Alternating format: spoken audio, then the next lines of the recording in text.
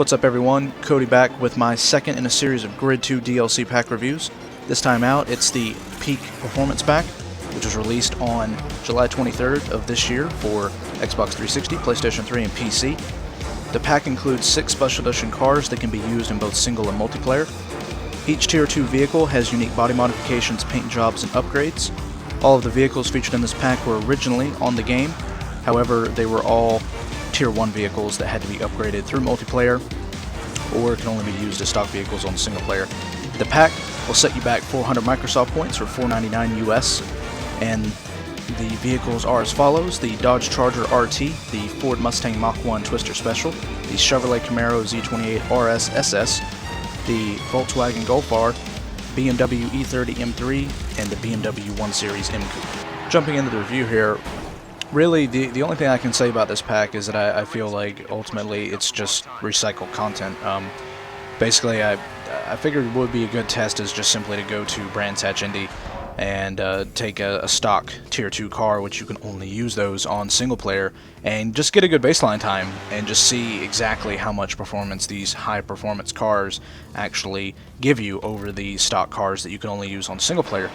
And I quickly found out that you put in a few minutes worth of effort and you're gonna end up being half a second, maybe even a second a lot faster, just because these cars are just that much faster than the stock counterparts. And what it ends up doing is, because the AI can't use these cars to compete against you, it basically just turns single player into a joke. I mean, you end up just trouncing the AI. I mean, I went to some tracks that were sort of multiple miles long, Barcelona street tracks, and just ran against the AI, and I was able to come from last place to first in literally the matter of maybe a lap and a half, and that's on the hardest difficulty.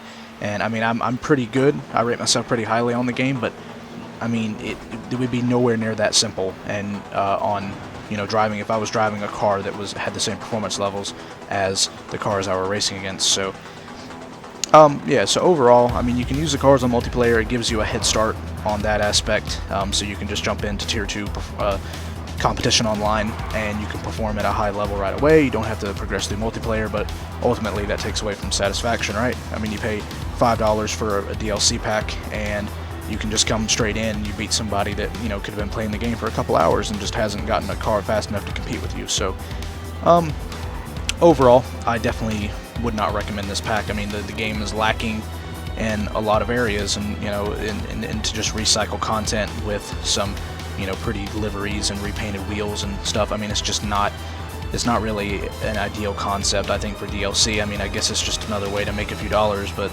I mean, as a consumer, we're definitely looking for more tracks and definitely more car models, and for the fact that it's lacking, Grid 2 is lacking some of the racing car models, and it's lacking also a lot of actual racing circuits that were featured on the first game. I know that Codemasters have come out and said that they're going to be featuring track packs in the future and everything, but it's just a shame that the content that came out immediately after the game wasn't the content that really should be there right away.